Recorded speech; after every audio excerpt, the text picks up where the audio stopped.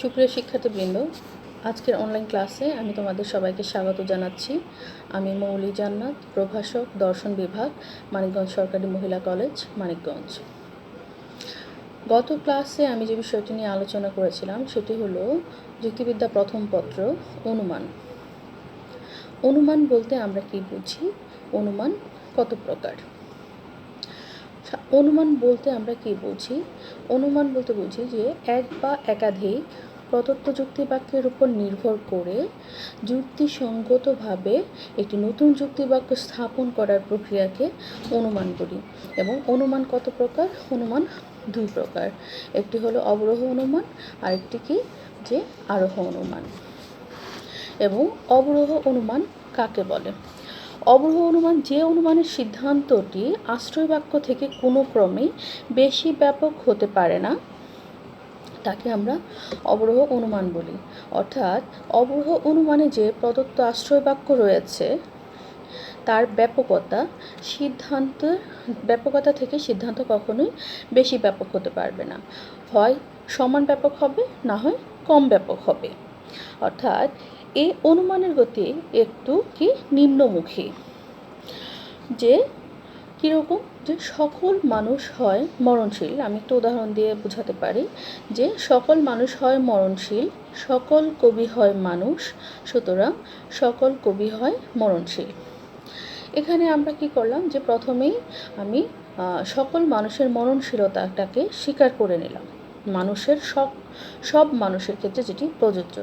সেখান থেকে আমি কমের দিকে আসলাম যে সকল কবি হয় মানুষ, কারণ সকল মানুষের অন্তর্গত কিন্তু যে কবি শ্রেণী রয়েছেন তারা কিন্তু মানুষের চেয়ে কম। তাহলে আমি সকল কবি হয় মানুষ, সুতরাং সকল কবি হয় মরণশীল। আমি কি করলাম যে প্রথমে বেশি ব্যাপক একটা যুক্তিবাক্য নিলাম যে সকল মানুষ হয় মরণশীল, সেখান থেকে আমি কিছুটা কমিয়ে যে সকল কবি হয় মানুষ এবং সকল কবি হয় মরণশীল। এখানে দ্বিতীয় আশ্রয় বাক্যের সাথে যে সিদ্ধান্তটা নিলাম সেটা কিন্তু সমান ব্যাপক। যে অনুমানের সিদ্ধান্ত কি? সকল কবি হয় মরণশীল, আশ্রয় বাক্য থেকে কম ব্যাপক এবং দ্বিতীয় আশ্রয় বাক্যের সাথে সমান ব্যাপক। সুতরাং এটি একটি কি? অবরোহ অনুমান। এখন আমরা আসি কি আরোহ অনুমানে। আরোহ অনুমানে কি? আরোহ অনুমানটা অবরোহ অনুমানের ঠিক বিপরীত। যে অনুমানের সিদ্ধান্তটি সবসময়ই আশ্রয় বাক্য থেকে বেশি ব্যাপক হবে তাকে আমরা আরোহ অনুমান বলি। অর্থাৎ আরোহ অনুমানে আমরা কি বিশেষ ব্যক্তি বা বস্তুর ধারণার উপর ভিত্তি করে একটি সার্বিক বাক্যকে সিদ্ধান্ত হিসেবে গ্রহণ করি। সেটি কীরকম? যেমন কিছু মানুষের মরণশীলতাটাকে আমরা ধরে নিয়ে, মানে অভিজ্ঞতার মাধ্যমে কিছু মানুষের মরণশীলতা পর্যবেক্ষণ করে আমরা সেই মরণশীলতা বিষয়টিকে আমরা সকল মানুষের ক্ষেত্রে স্বীকার করে নিই। যেমন কামাল হয় মরণশীল, শ্যামল হয় মরণশীল, সুমনা হয় মরণশীল, সুতরাং সকল মানুষ হয় মরণশীল। অর্থাৎ আমরা ছোট অভিজ্ঞতা থেকে আমরা বড় একটা সিদ্ধান্ত নিয়ে ফেললাম। কিংবা যে এখানে যে আমি সিদ্ধান্তটা নিয়েছি সেটি কি হলো? যে আশ্রয় বাক্য যে নিয়েছি তার থেকে কিন্তু সিদ্ধান্তটা ব্যাপক। সুতরাং আমরা কি দেখলাম যে অনুমানের সিদ্ধান্তটি সবসময় আশ্রয় বাক্য থেকে বেশি ব্যাপক তাকে আমরা কি বলছি? যে আরোহ অনুমান। এখন আমরা কি করব? যে অবরোহ অনুমানটা সম্পর্কে আমরা একটু বিস্তারিত ধারণা নেওয়ার চেষ্টা করব। যে অনুমান প্রক্রিয়ায় যুক্তির আশ্রয় বাক্যগুলোকে স্বীকার করে নিয়ে যুক্তির নিয়মকানুন যথাযথভাবে অনুসরণ করে সিদ্ধান্ত স্থাপন করা হয়। অর্থাৎ আমরা যে যুক্তির যে আশ্রয় বাক্যগুলো রয়েছে সেটিকে আমরা কী করলাম? যে স্বীকার করে নিয়েছি আগে, সেটিকে কিন্তু আমরা আর অভিজ্ঞতার মাধ্যমে প্রমাণ করিনি। আমি যে আশ্রয় বাক্যগুলো নিয়েছি সেটাকে আমি প্রথমেই মেনে নিয়েছি এবং সেই মেনে নেওয়ার উপর ভিত্তি করেই এবং যথেষ্ট যুক্তির যে নিয়মকানুন আছে সেটার উপর ভিত্তি করে আমি একটি সিদ্ধান্ত স্থাপন করলাম। সেটি হলো কি অবরোহ অনুমান। অবরোহ অনুমানটা কি একটি আকারগত প্রক্রিয়া, সাধারণ জ্ঞানের উপর নির্ভর করে এক বা একাধিক আশ্রয় বাক্য সংগ্রহ করা হয়। এখানে আকারগত প্রক্রিয়া কেন বলা হচ্ছে, যে আমি প্রথমে যে আশ্রয় বাক্যগুলো নিয়েছি সেটি কিন্তু আমি স্বীকার করে নিয়েছি এবং এর উপর ভিত্তি করে আমি সিদ্ধান্তে আসছি। আশ্রয় বাক্যগুলোকে আমি কিন্তু বাস্তবের সাথে মেলাতে যাইনি যে এটা বস্তুগতভাবে সত্য কিনা। আশ্রয় বাক্য যেভাবে আছে সেটাকে আমি সত্য বলে ধরে নিয়ে তারপর বিধিসঙ্গতভাবে আমি সিদ্ধান্ত স্থাপন করেছি। এর জন্য এটাকে বলা হয় যে আকারগত প্রক্রিয়া। এখন আসলে আমরা কি এর আগে বলেছিলাম যে অনুমান হলো একটি কি মানসিক প্রক্রিয়া, অর্থাৎ আমরা সাধারণত অনুমানটা কিন্তু মনে মনেই করে থাকি, কিন্তু এই মানসিক প্রক্রিয়াকে আমরা কি কখনো যৌক্তিক বিচারাধীনে আনতে পারি? আমি মনে মনে অনেক কিছুই ভাবতে পারি, সেটা কি মানুষ সেটা ন্যায় কি অন্যায় সেটা কি অন্য কেউ বলতে পারবে যে পর্যন্ত আমি সেটা ভাষা দিয়ে না ব্যাখ্যা না করব। তাহলে কি হয় যে যৌক্তিক বিচারাধীনে আনয়নের জন্য আমরা তাকে ভাষার মাধ্যমে প্রকাশ করে থাকি। যে ভাষায় প্রকাশিত একটি অনুমান বা যুক্তি কয়েকটি যুক্তি বাক্য দ্বারা গঠিত। অবরোহ অনুমানে আশ্রয় বাক্যতে সিদ্ধান্ত পৌঁছানোর গতি থাকে কি নিম্নগামী। অর্থাৎ আমরা যে অবরোহ অনুমান কাকে বলে, তখন কিন্তু আমরা কি পড়েছিলাম যে অবরোহ অনুমানের যে গতি আশ্রয় বাক্য থেকে সিদ্ধান্তে আসার যে গতিটা সেটা নিম্নগামী। কিভাবে নিম্নগামী? আমরা কি করি যে প্রথমেই কেন নিম্নগামী, আমরা যে আশ্রয় বাক্যটা নেই সেটি থেকে কিন্তু তার ব্যাপকতা কিন্তু সিদ্ধান্তের চেয়ে বেশি। অর্থাৎ যখন আমরা সিদ্ধান্তে যাই তখন কিন্তু বিষয়টা আরও কম ব্যাপকের দিকে যাই। তাহলে যখন আমরা বেশি ব্যাপক থেকে কম ব্যাপকে আসি সেটা কী হয়? সাধারণভাবেই নিম্নগামী হয়। অর্থাৎ এখানে আমরা কি করি, অধিকতর ব্যাপক আশ্রয় বাক্য থেকে অপেক্ষাকৃত কম ব্যাপক সিদ্ধান্তে গমন করি, অথবা সার্বিক ধারণা থেকে বিশেষ বা বিশিষ্ট ধারণার দিকে অগ্রসর হই। কাজেই অবরোহ অনুমানের সিদ্ধান্ত কোনো ক্রমে আশ্রয় বাক্য থেকে বেশি ব্যাপক হতে পারে না। আবার কি অবরোহ প্রক্রিয়ায় মাধ্যমে স্থাপিত একটি সিদ্ধান্ত কেবল রূপগত বা আকারগত সত্যতা নিশ্চয়তা দিতে পারে, সংশ্লিষ্ট নিয়মকানুন অনুসরণ করে সেটি স্থাপন করা হয়। কেন আমরা বলেছিলাম যে রূপগত এবং আকারগত? কেন? যে অবরোহ অনুমানে আমরা যে সিদ্ধান্ত গ্রহণ করি কিংবা যে আশ্রয় বাক্য থেকে আমরা সিদ্ধান্তে আসি সেটি কিন্তু আমরা আশ্রয় বাক্যটাকে কিন্তু আমরা সত্য বলে ধরে নেই, সেটি কিন্তু আমরা বাস্তব ভিত্তি আছে কিনা, তার বাস্তব অবস্থান আছে কিনা সেটা কিন্তু আমরা দেখি না। আমরা দেখি যে আশ্রয় বাক্য থেকে যে আমরা সিদ্ধান্তটা গ্রহণ করেছি সেটা মানে নিয়ম নীতি অনুসরণ করে সিদ্ধান্তটা স্থাপন করা হয়েছে কিনা, যার কারণে এটিকে আমরা আকারগত বা রূপগত সত্যতা নিশ্চয়তা দেয় বলে মনে করি।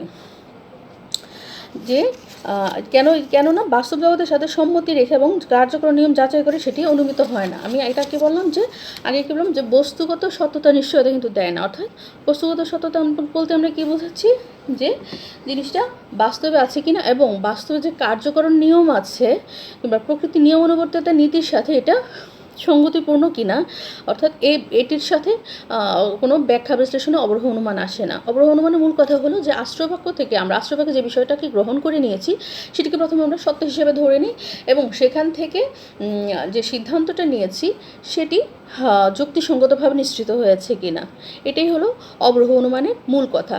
যেমন সকল পাখি হয় দ্বিপদ, সকল কাক হয় পাখি, সকল কাক হয় দ্বিপদ। প্রথমটা কী করলাম যে সকল পাখি দ্বিপদ এই বিষয়টাকে আমরা ধরে নিয়েছি, ধরে নিয়ে আমরা কি করলাম যে কাক সকল পাখির একটা অংশ, যে কাক তার সেই পাখিগুলো কি করলাম যে একটা অংশ ধরে নিলাম, তারপর সকল কাকের ক্ষেত্রে দ্বিপদ কথাটিকে স্বীকার করে নিয়েছি। যে অবরোহ অনুমানে এই যুক্তিতে দুটি প্রদত্ত বাক্য বা আশ্রয় বাক্যের উপর নির্ভর করে একটি নতুন যুক্তিবাক্য সিদ্ধান্ত হিসেবে অনুমিত হয়েছে, যে এবং এর সিদ্ধান্ত কোনো ক্রমে আশ্রয় বাক্য থেকে বেশি ব্যাপক হতে পারে না। অর্থাৎ কথাগুলো আমরা যে বিষয়গুলো বারবার বলছি, মূল কথা হলো যে আমরা অবরোহ অনুমানে যে আশ্রয় বাক্য থেকে যে সিদ্ধান্তটা আসলাম সিদ্ধান্তটা কখনোই আশ্রয় বাক্য থেকে বেশি ব্যাপক হবে না এবং হয় সমান ব্যাপক হবে না হয় কম ব্যাপক হবে। আরেকটা কি কথা, যে এটি আকারগত সত্যতা নিশ্চয়তা দিতে পারে, বস্তুগত সত্যতা নিশ্চয়তা দিতে পারে না। আরেকটা কি আছে, যে বেশি ব্যাপক হতে পারে না, এটা বললাম। আরেকটা কি, যে আশ্রয় বাক্যে যে বিষয়গুলো স্বীকার করে নিয়েছি সেই বিষয়টাকে আমরা বাস্তবের সাথে মেলাবো না। আশ্রয় বাক্য যা বলা হবে সেটাকেই আমরা সত্য হিসেবে ধরে নিয়ে সেখান থেকে আমরা সিদ্ধান্ত স্থাপন করব। এখন আমরা কি করব, যে অবরোহ অনুমানের বৈশিষ্ট্যটা আসবো। যে অবরোহ অনুমানের বৈশিষ্ট্য কি, সাধারণত অবরোহ অনুমানটাকে আমরা যখন বিশ্লেষণ করি তখন সাধারণত আমরা এখানে 3টি বৈশিষ্ট্য পাই।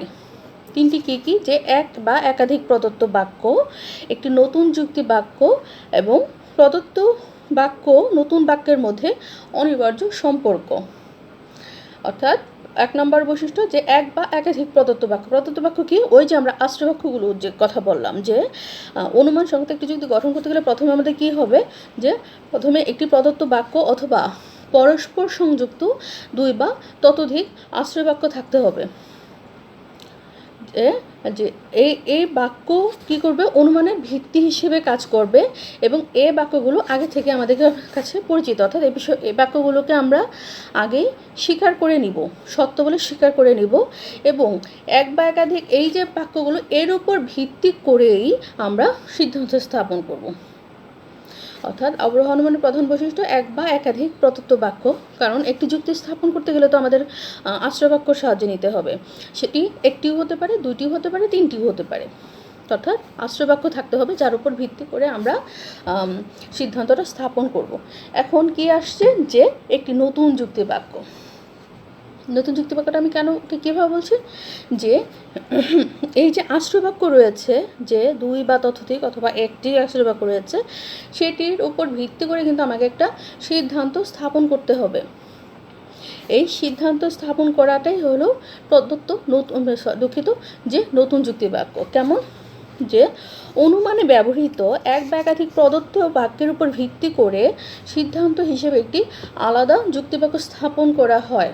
অর্থাৎ ওই যে এক বা একাধিক প্রদত্ত বাক্য, তার উপর ভিত্তি করে একটি সিদ্ধান্ত স্থাপন করা হয়। অনুমানে সিদ্ধান্তের একটি নতুন যুক্তিবাক্য। কারণ আমি আশ্রয় বাক্যে যেটা বলেছি সেটাই নিশ্চয়ই আমি সিদ্ধান্তে বলবো না, কারণ আশ্রয় বাক্যের উপর ভিত্তি করে আমি একটা সিদ্ধান্ত নিব। স্বাভাবিকভাবেই সেই সিদ্ধান্তের মধ্যেই কিছুটা নতুনত্ব থাকবে। যদিও একে আশ্রয় বাক্যের মধ্যে খুঁজে পাওয়া যায়, তথাপি এর মধ্যে কিছুটা নতুনত্ব আছে। কিভাবে খুঁজে পাওয়া যায়, কারণ আমি আশ্রয় বাক্যের উপর ভিত্তি করেই কিন্তু একটা সিদ্ধান্ত নিব। আর আশ্রয় বাক্যের উপর যদি আমি ভিত্তি করে সিদ্ধান্ত নিই, স্বাভাবিকভাবেই সিদ্ধান্তের কিছু অংশ কিংবা সিদ্ধান্তের সম্ভাব্য সিদ্ধান্তটা আশ্রয় বাক্যের মধ্যে সুপ্তভাবে হলেও নিহিত রয়েছে। যে আশ্রয় বাক্যের মধ্যে যে শব্দ অপ্রকাশিত থাকে তা একটি নতুন রূপে সিদ্ধান্তের প্রকাশিত হয়। অর্থাৎ ওই যে আমি বললাম যে আশ্রয় বাক্যের মধ্যে যে থেকে যাচ্ছে কিছুটা অংশ হলেও, মানে উজ্জ্বলভাবে থেকে যাচ্ছে, হ্যাঁ, সুপ্তভাবে থেকে যাচ্ছে, কিন্তু এই যে সুপ্তভাবে থেকে যাচ্ছে এটাই আমরা কি করব, সেটাকে আমরা প্রকাশ করব কিসে এসে, সিদ্ধান্তে এসে, যেটাকে বলা হচ্ছে একটি নতুন যুক্তি বাক্য। এখন আরেকটা কি, প্রদত্ত নতুন বাক্যের মধ্যে অনিবার্য সম্পর্ক। এই যে 2 বা ততোধিক বা এক বা একাধিক প্রদত্ত যুক্তিবাক্য রয়েছে, আরেকটা কি, নতুন যুক্তিবাক্য রয়েছে। স্বাভাবিকভাবে এদের মধ্যে একটা সম্পর্ক রয়েছে। সম্পর্ক না থাকলে আমরা কখনোই সিদ্ধান্ত হিসেবে আলাদা কোনো যুক্তিবাক্য গঠন করতে পারতাম না। এখন আমি নিশ্চয়ই বলতে পারি না যে রহিম মরণশীল, করিম মরণশীল, সুতরাং সকল পাখি হয় দ্বিপদ। এই কথাটাকে আমি বলতে পারি? এটা কিন্তু কখনো বলতে পারি না। কেন বলতে পারি না? যে এই আশ্রয় বাক্যের সাথে কিন্তু সিদ্ধান্তের মধ্যে কোনো প্রকার সম্পর্ক নাই। দুটি সম্পূর্ণ ভিন্ন বিষয়। যার জন্য আমাদের কি করতে হবে, যে অবশ্যই দুইটার মধ্যে কি হবে, আশ্রয় বাক্য যে থাকবে এবং সিদ্ধান্ত যে থাকবে তার মধ্যে অবশ্যই একটা সম্পর্ক থাকতে হবে। সেটা কীরকম, যে অনুমানে ব্যবহৃত প্রদত্ত বাক্য বা আশ্রয় বাক্য এবং অনুমিত বাক্য বা সিদ্ধান্তের মধ্যে একটি অনিবার্য সম্পর্ক থাকে। একটি যুক্তিতে প্রথমে আশ্রয় বাক্য নির্ধারণ করা হয়, তারপর আশ্রয় বাক্যের উপর নির্ভর করে একটি সিদ্ধান্ত অনুমান করা হয়। তবে নির্ধারিত আশ্রয় বাক্য থেকে আমরা খুশিমতো যে কোনো সিদ্ধান্ত টানতে পারি না। আশ্রয় বাক্য নির্বাচিত হবার পর সিদ্ধান্তটা অনিবার্য হয়ে পড়ে। অর্থাৎ আশ্রয় বাক্যটা আমরা যেটা মেনে নিচ্ছি এবং তার উপর ভিত্তি করে আমরা যে সিদ্ধান্তটা নিচ্ছি, মানে এই সিদ্ধান্তটা আশ্রয় বাক্যর রেশ ধরেই চলে আসে। যেমন এই যে কি বললাম যে সকল পাখি হয় দ্বিপদ, সকল কাক হয় পাখি, সুতরাং সকল পাখি হয় দ্বিপদ, সকল কাক হয় পাখি, সুতরাং কি নিশ্চয়ই মানে সেই দ্বিপদ বিষয়টা আমি এই যে আশ্রয় বাক্যে যে দ্বিপদ বিষয়টাকে স্বীকার করে নিলাম, দ্বিপদ শব্দটাকে আমি সকল পাখির বেলায় স্বীকার করে নিলাম, সুতরাং তাহলে সকল পাখির অন্তর্গত কি আছে, সকল পাখির অন্তর্গত কাক আছে, কাজে কাকের বেলায়ও কিন্তু আমি এই দ্বিপদ বিষয়টাকে স্বীকার করে নিচ্ছি। এবং আমি কি বললাম, আমি আরোহ অনুমানটা আমরা বলে ফেলেছি, তারপর আমি আরেকটু বলি যে কি যে কয়েকটি বিশেষ বস্তু বা ঘটনার অভিজ্ঞতার উপর ভিত্তি করে কোনো সার্বিক সিদ্ধান্ত অনুমান করাকে আমরা কি বলি যে আরোহ অনুমান বলি। কীভাবে যে আরোহ অনুমানে আমরা কিছু কিছু অভিজ্ঞতা অর্জন করে মানে একটা বিষয় সম্পর্কে ছোট ছোট অভিজ্ঞতার মাধ্যমে আমরা একটা সার্বিক সিদ্ধান্তে চলে আসি।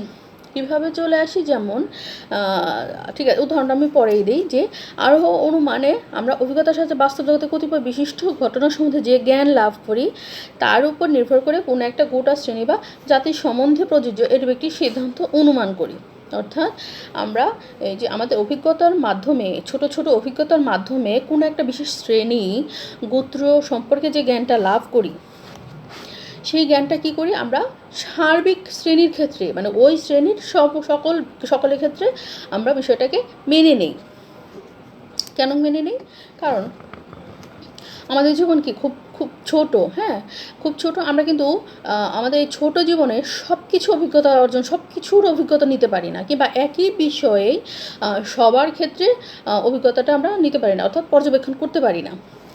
যে কোনো সার্বিক বাক্যের অন্তর্গত সমুদায় ক্ষেত্র পরীক্ষা নিরীক্ষা করা আমাদের পক্ষে সম্ভব নয়, তাই আমরা কি করি যে একই জাতীয় কয়েকটি দৃষ্টান্ত পরীক্ষা করে যে জ্ঞান পাই তাকে সমুদয় দৃষ্টান্তর বেলায় সত্য বলে ধরে নেই। যে আরোহ অনুমানে কি কিছু থেকে সমগ্রে, জানা থেকে অজানায়, নিরীক্ষিত বস্তু বা ঘটনা থেকে আমরা অনিরীক্ষিত বস্তু বা ঘটনায় পদার্পণ করি। অর্থাৎ এখানে কি অনুমানের গতি কি ঊর্ধ্বমুখী। কেন ঊর্ধ্বমুখী? এই যে আমরা বিশেষ ঘটনা পর্যবেক্ষণ করে একটা সার্বিক একটা সিদ্ধান্ত গ্রহণ করি, তার মানে ছোট ছোট যে বিষয় মানে বিশেষ বিষয় থেকে যখন সার্বিক নেই, স্বাভাবিকভাবেই সেটা কি হয়, সার্বিক সিদ্ধান্তটা স্বাভাবিকভাবে একটা বড় একটা বিষয়কে মেনে নেয়া, সেটা কি হলো যে একটা গতিটা কি ঊর্ধ্বমুখী বা উপরের দিকে। কেননা এরূপ অনুমানে আশ্রয় বাক্য বিশিষ্ট যুক্তিবাক্য এবং সিদ্ধান্তটা কি সার্বিক যুক্তিবাক্য। কীরকম যে আমরা কি করি যে কয়েকজন মানুষের মননশীলতাটা দেখে আমরা কিন্তু সকল মানুষের মননশীলতাটাকে মেনে নেই। কীভাবে? কারণ প্রত্যেকের মৃত্যুটা কিন্তু আমাদের পক্ষে দেখা সম্ভব না। আমরা আগে কী বলেছি, প্রকৃতির প্রতিটি বস্তুকে পর্যবেক্ষণ করা কিংবা অভিজ্ঞতা অর্জন করা আমাদের পক্ষে সম্ভব নয়। কাজে কিছু কিছু অভিজ্ঞতা অর্জনের করে আমরা একটা সার্বিক সিদ্ধান্ত নিই। যেমন বক হয় দ্বিপদ, কাক হয় দ্বিপদ, শালিক হয় দ্বিপদ। কী করলাম আমরা বেশ কিছু পাখিকে আমরা কী করলাম, দেখলাম যে তাদের দুটি পা অর্থাৎ দ্বিপদ, যে বক হয় দ্বিপদ, কাক হয় দ্বিপদ, শালিক হয় দ্বিপদ, সুতরাং কি সকল পাখি হয় দ্বিপদ। আমরা দ্বিপদ বিশিষ্ট বেশ কিছু শ্রেণীর পাখি দেখে আমরা সকল পাখির বেলায় কিন্তু এই বিষয়ে একটা সিদ্ধান্ত নিয়ে ফেললাম যে সকল পাখি হয় দ্বিপদ। এখন আরোহ অনুমানে আমরা বাস্তব অভিজ্ঞতা থেকে আশ্রয় বাক্য সংগ্রহ করি এবং তারই ভিত্তিতে সিদ্ধান্ত অনুমান করি এবং আশ্রয় বাক্যগুলো বস্তুগতভাবে সত্য বলে এর সিদ্ধান্ত বস্তুগতভাবে তার সত্যতা দাবি করে। কীরকম? আমরা কি বলেছি, অবরোহ অনুমান হলো আকারগতভাবে সত্য। আর কেন আকারগতভাবে সত্য? কারণ আমার আশ্রয় বাক্য যেটা মেনে বলা হয় সেটাকে আমরা কিন্তু মেনে নিয়ে সিদ্ধান্ত স্থাপন করে ফেলি। আর আরোহ অনুমানে কি হয় যে আমরা অভিজ্ঞতা অর্জন করি, আমরা ছোট ছোট বিষয়গুলো বাস্তব অভিজ্ঞতা অর্জন করে তারপর আমরা সার্বিক একটা সিদ্ধান্ত নিয়ে ফেলি, যার কারণে এটি কি হলো যে বস্তুগত সত্য তার দাবি করে। মানে আশ্রয় বাক্য এবং সিদ্ধান্ত দুটি বস্তুগত সত্যতার দাবি করে। আজকে আমি এ পর্যন্তই শেষ করি যে আরোহ অনুমান আমরা কি পড়লাম, যে অবরোহ অনুমান কাকে বলে এবং অবরোহ অনুমানের বৈশিষ্ট্য সম্পর্কে আমরা মোটামুটি একটা জ্ঞান লাভ করলাম। এরপর আমরা কি জানবো? এরপরে আমরা জানবো যে অবরোহ এবং আরোহ অনুমানের সম্পর্ক, এবং এদের মধ্যে কিছুটা পার্থক্য রয়েছে। পার্থক্যটা আমি পরবর্তী ক্লাসে আরও সুস্পষ্টভাবে বোঝানোর চেষ্টা করব। আমরা সংজ্ঞা থেকে কিংবা অবরোহ এবং আরোহ অনুমান থেকে যে বিষয়গুলো জানতে পারলাম, যদিও সেখানে পার্থক্যের বিষয়টি অনেকটাই সুস্পষ্ট, তারপরেও পরবর্তী ক্লাসে আমি পার্থক্যগুলো করে দেবো, মানে বলে দিব, এবং এদের মধ্যে যে সম্পর্ক রয়েছে, এবং শুধু সম্পর্ক না, সম্পর্কের যে মূল্যায়ন, অর্থাৎ কোনটি আমাদের কাছে গ্রহণযোগ্য কিংবা আদৌ কোনোটা কি কম মূল্য রাখে কিনা, এই বিষয়গুলো আমি আরও বিস্তারিত আলোচনা করার চেষ্টা করব। সে পর্যন্ত সবাই ভালো থাকো। কোনো সমস্যা হলে অবশ্যই আমাকে কমেন্ট বক্সে জানাবে, আমি যথাযথ উত্তর দানের চেষ্টা করব। ধন্যবাদ সবাইকে।